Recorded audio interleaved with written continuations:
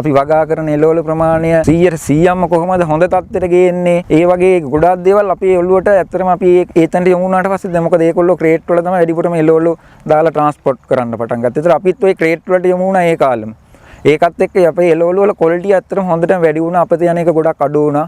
ඒ වගේ දේවලුත් වුණා. ඊට පස්සේ ඒක හරහා අපිට සම්බන්ධ වෙන්න පුළුවන්කමක් ලැබුණා මේ එළවලු විදේශීය වෙළඳපොළට යන්න. මොකද අපි එළවලු ක්වොලිටි එක දැකලා වෙනත් තැන්වල මේ ඒ එළවලු ඕන කරන පුද්ගලයෝ අපිට සම්බන්ධ වෙලා අපෙන් ඇහුවා අපිට දෙන්න පුළුවන්ද මේ වගේ එළවලු අපිට අවශ්‍යතාවයක් තියෙනවා. ඔයගොල්ලෝගේ එළවලු හොඳයි. ඔයගොල්ලෝ වගා කරනවා හොඳට කරනවා.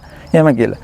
එතන අපි ඊට පස්සේ ඒක අතහැරියෙත් නෑ. අපි ඒකත් හිමීට පටන් ගත්තා මේක කරන ගමන්. හරි අපි ඒකත් කරලා බලමු. මොකද අපිට ඊට පස්සේ ලැබුණා හිතුවා මේ අර අපි ආපු ගානේ ගමනේ ලොකු ජයග්‍රහණයක් අපි දැන් මේ ලබලා තියෙනවා. මොකද දැන් අපි ඒ වෙනකොට අපි හිතුවේ මාකට් එකට දෙන්න නැතුව සුපර් මාකට් යන්න. ඒතකොට අපි සුපර් මාකට් ගියා. දැන් ඊට සුපර් මාකට් එකෙන් පස්සේ අපිට ලැබුණා විදේශීය වෙළඳපොළට අපි එළවලු ටික යවන්න.